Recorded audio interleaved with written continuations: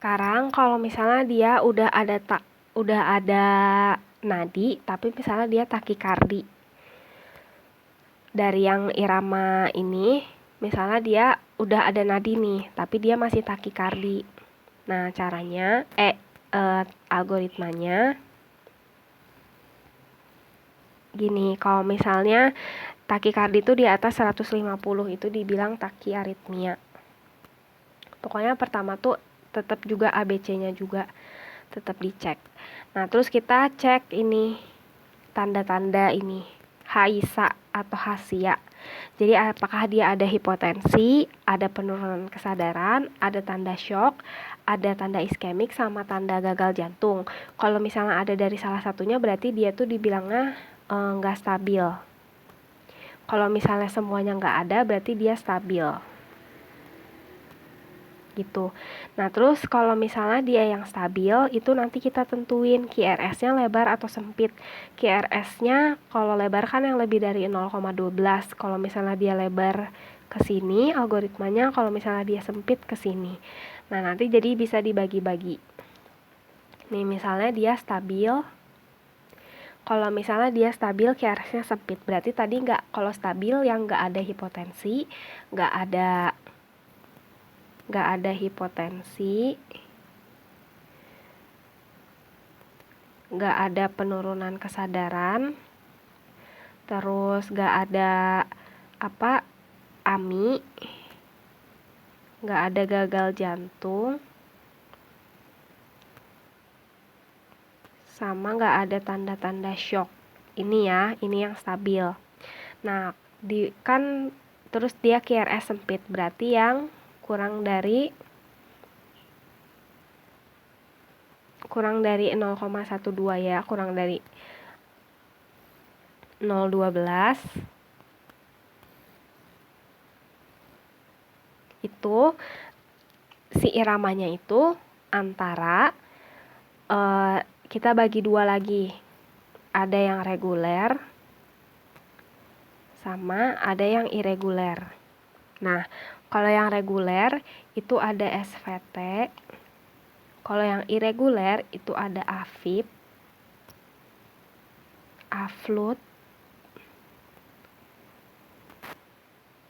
Nah, kalau misalnya dia SVT stabil, kalau stabil itu kita bisa lakuin vagal manuver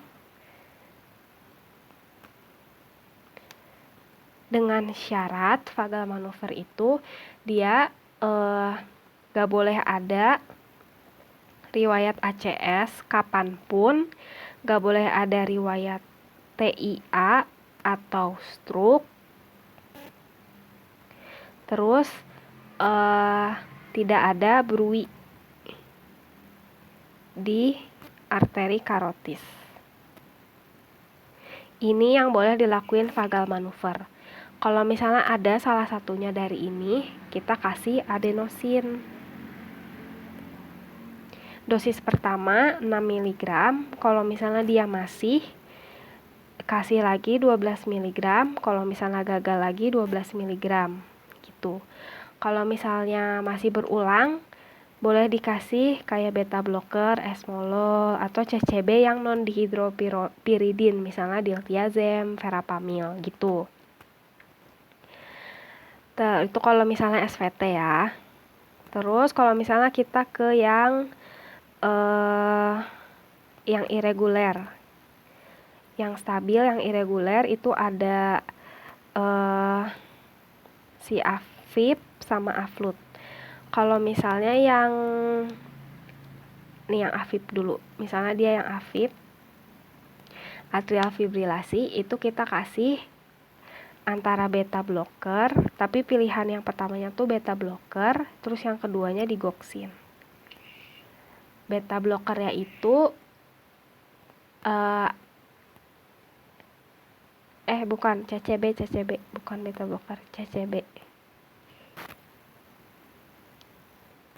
CCB-nya itu contohnya yang non dihidropyridin ya, yang verapamil atau digoxin. Kalau misalnya dia yang AFLUT, itu pilihannya beta blocker baru.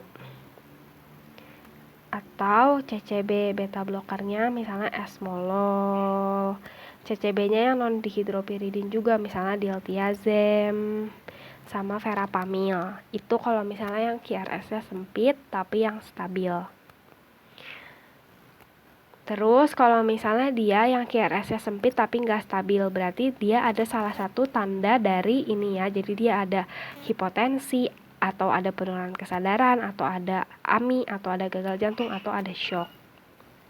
Nah, kalau ini yang nggak stabil, itu kan tadi QRS sempit, diulang lagi ya, dibagikan ada yang reguler sama yang irreguler kan. Kalau yang reguler itu contohnya SVT, kalau yang irreguler itu contohnya AFNUT sama AFib. Gitu kan nih, kalau misalnya SVT-nya yang nggak stabil. Nah, kita lihat dulu, berarti dia tuh masuknya ke algoritma yang ini kan. Kalau misalnya dia nggak stabil, berarti caranya adalah di kardioversi. Kalau nggak stabil itu di kardioversi.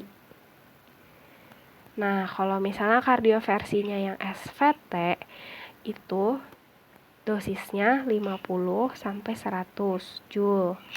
Kalau yang AFLUT sama AFib yang irreguler dosisnya 120 sampai 200 Joule. Gini.